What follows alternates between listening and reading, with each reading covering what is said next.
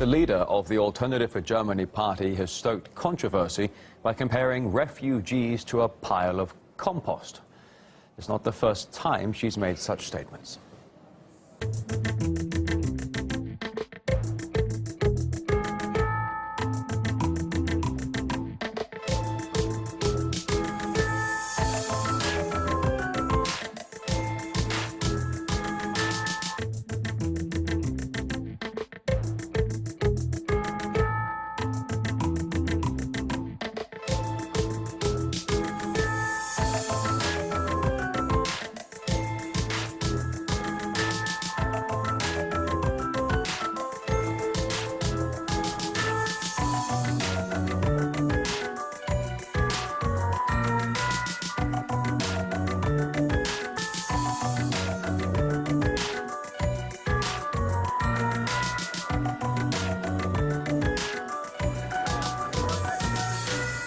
Well, the party has been gaining momentum, defeating the Christian Democrats in Angela Merkel's own region in last month's election. My colleague Neil Harvey asked Frank Christian Hansel, a member of the Alternative for Germany party, how the German public might view such statements. He used the remark of composite regarding colors. We talked about this color ideology, colorful ideology of the Greens, and we respond this. Then this is that we do not want actually a new mixture of German population. Are you genuinely saying she's not comparing refugees to excrement? No. Of course not, of course not. And it's our policy, and we really tell it to every party member from the top down. Do not go against humans, do not go against migrants or refugees. Go against the policy, the wrong welcome rescue policy of Merkel's government. This debate and this discussion goes really against the political opponent, which are the Greens in this case. Even though if you and Frauke Petry don't believe this comment was inciting a loathing or a hatred towards refugees, aren't you concerned that that's how many members of the public will interpret it, and they could actually turn a lot of potential voters away from your party? The vast majority of people are turning away from Christian democracy and social democracy due to a wrong policy. And I think people do understand what AfD is concerned about, and I think we are, well, it's evidence that we are still rising and climbing in the polls and in the elections. Don't you worry about, in your opinion, ambiguous comments like that you think can be misinterpreted? Don't you think it's very dangerous to have a leader saying things like that?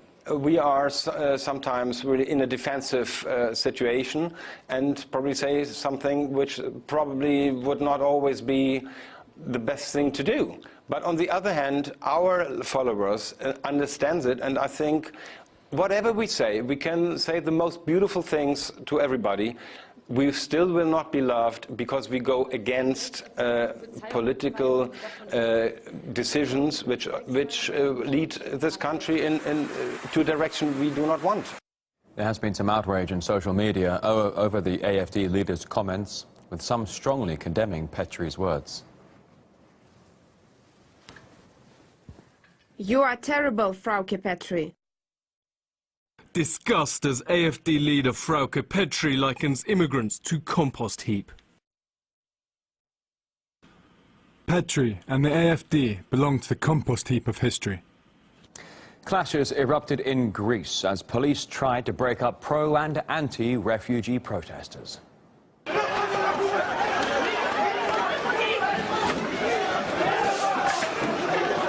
It all took place in a suburb of the country's second city, Thessaloniki. The crowds took to the streets to rally on Friday night. Police tried to separate the two sides, but were attacked by demonstrators.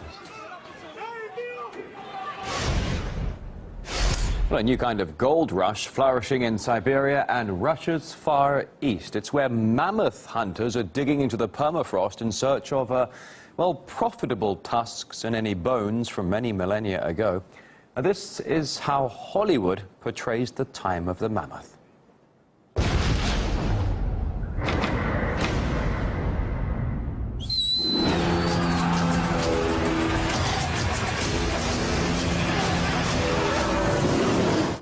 mammoths died off some 10,000 years ago, and searchers now dig amidst the wastelands to find the prehistoric animal's rare ivory.